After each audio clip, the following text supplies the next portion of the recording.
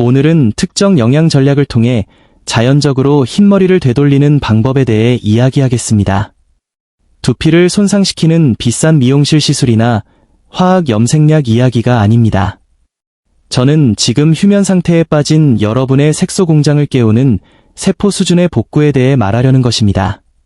대부분의 의사는 이 사실을 알려주지 않습니다. 왜냐하면 여러분이 노화를 피할 수 없는 것으로 받아들이고 제품을 구매할 때 거대 제약회사가 막대한 이익을 얻기 때문입니다. 하지만 인체의 색소 시스템과 모발 생물학에는 정말 놀라운 사실이 있습니다. 멜라닌을 생성하는 특수세포인 멜라닌 세포는 대부분의 경우 죽지 않습니다. 단지 수년간의 영양 결핍과 산화 스트레스로 인해 활동을 멈추고 잠들어 있을 뿐입니다. 참고, 이 영상은 교육 목적으로만 제공됩니다. 약물이나 보충제 복용을 변경하기 전에는 반드시 담당 의사와 상의하십시오. 올바른 세포 연료를 꾸준히 공급한다면 이 잠든 공장들을 놀랍도록 활성화할 수 있습니다. 저는 지난 30년 동안의 임상 경험에서 12주 만에 모근에서 검은 머리카락이 다시 자라나는 변화를 목격해왔습니다. 오늘 공유할 7가지 구체적인 전략을 자세히 알아보기 전에 여러분이 건강한 노화와 자연적인 세포 복구를 원하신다면 구독과 알림 설정을 부탁드립니다. 우리는 지적이고 주도적으로 생물학적 노화를 조절하는 커뮤니티를 만들어가고 있습니다. 흰머리가 영구적으로 생기는 진짜 이유를 알아보겠습니다.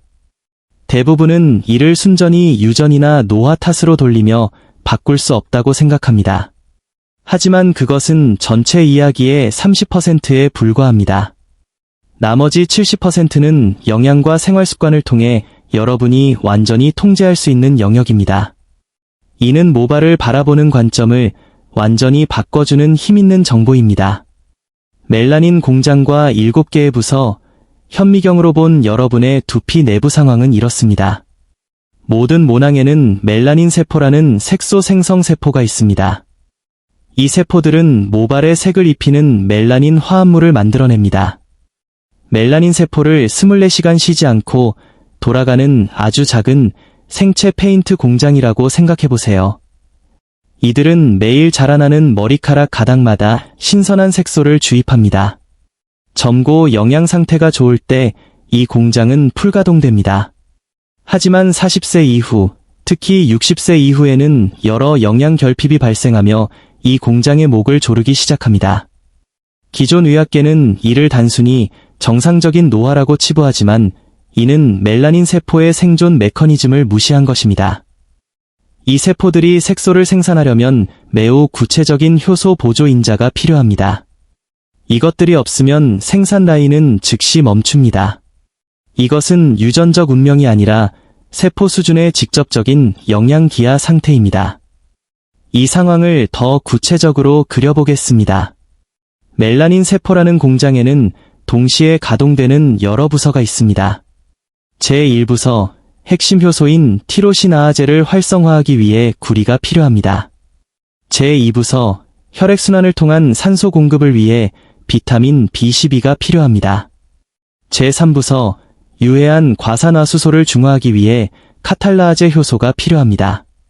제4부서, 산화 손상을 막기 위해 셀레늄 같은 항산화제가 필요합니다. 제5부서, 원료가 되는 아미노산인 티로신이 필요합니다. 제6부서, 색소 유전자 발현을 유지하기 위해 PABA가 필요합니다. 제7부서, 모낭으로 산소를 운반하기 위해 적절한 철분 수치가 필요합니다. 이 중 한 부서라도 자재가 떨어지면 공장 전체가 멈춥니다. 우리 몸은 외모보다 생존을 우선시하기 때문에 모발 색소 생산을 가장 먼저 중단시킵니다. 그래서 페인트가 칠해지지 않은 자동차처럼 색소 없이 흰 머리카락이 자라나는 것입니다. 흡수 문제와 숨겨진 악당, 60세 이상인 분들에게 특히 좌절감을 주는 부분이 있습니다. 건강한 식단을 섭취하고 종합 비타민을 먹는데도 흰머리가 급속히 늘어납니다. 여기엔 3가지 중요한 이유가 있습니다. 첫째, 50세 이후 이산 분비가 50% 감소하여 음식에서 미네랄을 제대로 추출하지 못합니다. 둘째, 메트포르민, 당뇨약, 이산 억제제, 스타틴 같은 약물들은 멜라닌 세포에 필요한 영양소를 고갈시킵니다. 셋째, 만성 스트레스는 코르티솔 수치를 높여 항산화 비축량을 빠르게 태워버립니다. 즉, 영양은 섭취하지만 흡수는 안 되고 약물은 영양소를 고갈시키며 스트레스는 손상을 가속화하는 악순환에 빠진 것입니다. 멜라닌 세포는 도움을 요청하고 있지만 아무런 응답을 받지 못하고 있습니다. 특히 산화 스트레스와 과산화수소 축적에 대해 말씀드리겠습니다. 이것은 내부에서 색소 공장을 파괴하는 숨겨진 악당입니다. 우리 몸은 대사 과정에서 자연적으로 과산화수소를 만들어냅니다. 젊을 때는 카탈라아제 효소가 이를 즉시 물과 산소로 분해합니다. 하지만 40세 이후 카탈라아제 생산이 40% 이상 급감하면 과산화수소가 모낭 내부에 위험할 정도로 쌓입니다. 이것은 말 그대로 머리카락을 내부에서 화학적으로 탈색시키는 것과 같습니다. 연구에 따르면 흰머리 모낭에는 일반 모낭보다 과산화수소 농도가 10배나 높았습니다. 아무리 좋은 원료를 공급해도 과산화수소가 방어막을 뚫으면 색소는 즉시 파괴됩니다. 이는 전신적인 문제입니다. 검버섯, 백내장, 관절 통증, 심혈관 질환 위험 증가 등도 모두 같은 산화 손상의 결과입니다. 흰머리는 여러분의 신체 내부 청소 시스템이 무너지고 있다는 첫 번째 경고 신호입니다. 전략 1. 구리 최적화. 이제 이 과정을 되돌릴 7가지 전략을 알아보겠습니다. 첫 번째, 구리 상태를 최적화하십시오. 구리는 색소 효소인 티로시나아제를 활성화하는 필수 요소입니다. 구리가 없으면 멜라닌 생산은 즉시 중단됩니다. 가장 풍부한 공급원은 소의 간입니다. 단 3온스, 약 85g, 만으로도 일일 권장량을 채울 수 있습니다. 간을 먹기 힘들다면 굴이 최고의 대안입니다. 캐슈넛, 해바라기씨, 렌틸콩, 다크 초콜릿도 좋지만 심각한 결핍을 해결하기엔 부족할 수 있습니다. 여기서 정말 중요한 점이 있습니다.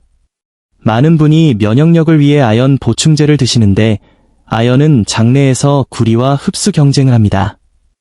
아연을 장기간 고용량 복용하면 구리 결핍이 생겨 갑작스러운 흰머리의 원인이 됩니다. 이상적인 비율은 아연 대 구리가 8:1 정도입니다. 아연 30mg을 드신다면 구리 4mg을 추가해야 합니다. 실제로 아연을 과다 복용한 환자에게 구리 글리시네이트를 처방하고 아연 용량을 조절했더니 3개월 만에 검은 머리가 다시 자라기 시작했습니다. 보충제를 고를 때는 흡수율이 낮은 황산구리나 산화구리 대신 흡수율이 높은 구리 글리시네이트 형태를 선택하십시오. 단, 과다 복용은 독성을 유발할 수 있으므로 하루 2mg으로 시작하고 가급적 음식, 간, 굴을 통해 섭취하는 것이 안전합니다. 전략 2&3, B12와 카탈라아제. 두 번째, 비타민 B12를 최적 수준으로 회복하십시오. 멜라닌 세포는 색소를 만들기 위해 막대한 산소를 필요로 하며 B12는 산소 운반에 필수적입니다. 60세 이상은 위장에서 B12 흡수에 필요한 내인자가 줄어들어 먹는 것만으로는 부족할 수 있습니다. 따라서 소화 과정을 우회하여 혈류로 직접 흡수되는 설화정, 혀 밑에서 녹여 먹는 형태 메틸코발라민 B12를 추천합니다. 일반 종합 비타민의 6mg 용량은 턱없이 부족합니다. 하루 1000에서 5000mg의 고용량이 필요합니다. B12는 수용성이라 과잉 섭취해도 안전하게 배출됩니다. 특히 당뇨약인 메트포르민을 복용 중이라면 B12 흡수가 차단되므로 필수적으로 챙겨야 합니다. 세 번째, 카탈라아제가 풍부한 식품으로 과산화수소를 중화하십시오. 카탈라아제는 과산화수소를 물로 바꾸는 수호자 효소입니다. 소의 간, 고구마, 십자화과 채소, 브로콜리, 양배추 등에 풍부합니다. 하지만 결정적인 사실은 열이 효소를 파괴한다는 것입니다. 브로콜리를 푹 삶으면 카탈라아제는 모두 사라집니다. 반드시 생으로 먹거나 아주 가볍게 쪄야 합니다. 가장 강력한 추천식품은 브로콜리 새싹입니다. 다 자란 브로콜리보다 효소가 훨씬 농축되어 있습니다. 샐러드에 한 줌씩 곁들이면 엄청난 효소를 섭취할 수 있습니다. 전략 4&5 항산화제와 티로신. 네 번째, 셀레늄과 비타민 E로 항산화 방어막을 구축하십시오. 셀레늄은 또 다른 항산화 효소를 활성화하고 비타민 E는 세포막을 보호합니다. 이 둘은 멜라닌 세포 주변의 보호막을 형성합니다. 셀레늄의 최고 공급원은 브라질러트입니다. 하루 2알이면 충분합니다. 비타민 E는 해바라기 씨, 아몬드에 풍부합니다. 셀레늄은 갑상선 호르몬 대사에도 필수적인데 갑상선 기능 저하는 흰머리의 주요 원인 중 하나입니다. 셀레늄 섭취는 갑상선과 멜라닌 세포를 동시에 지원하는 시너지 효과를 냅니다.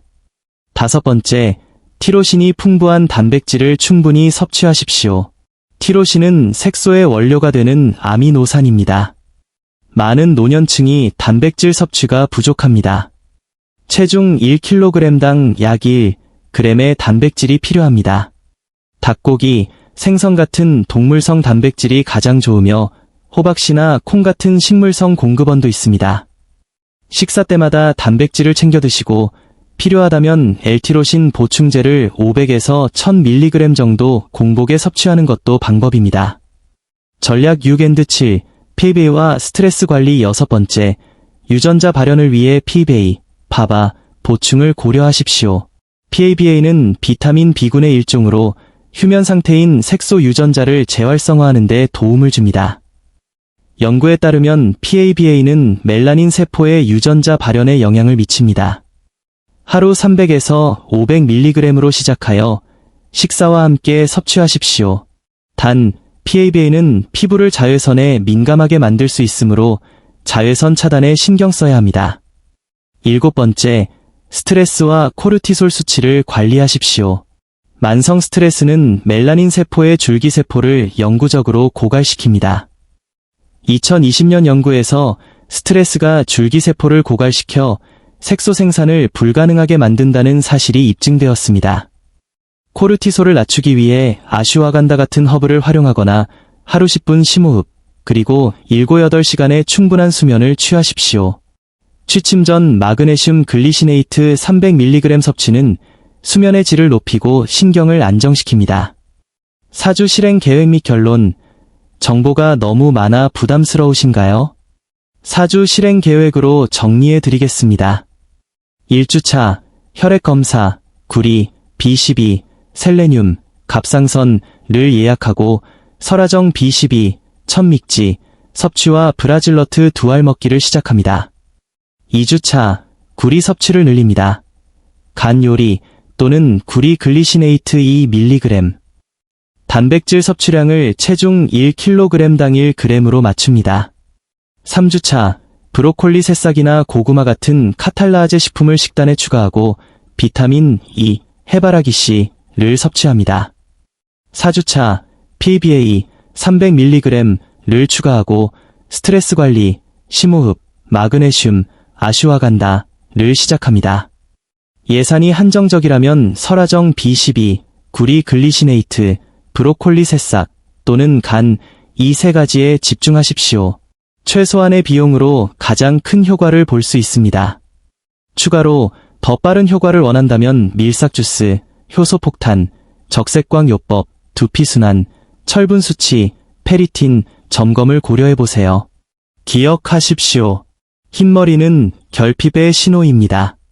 구리, B12, 카탈라아제, 항산화제 등을 채워주고 스트레스를 관리하면 멜라닌 세포는 다시 깨어날 수 있습니다. 6개월 후 화학 염색약이 아니라 본래의 건강하고 윤기나는 머리카락을 되찾은 여러분의 모습을 상상해 보십시오. 이것이 바로 세포 수준에서 일어나는 진정한 안티에이징입니다. 지금 바로 시작하십시오. 감사합니다.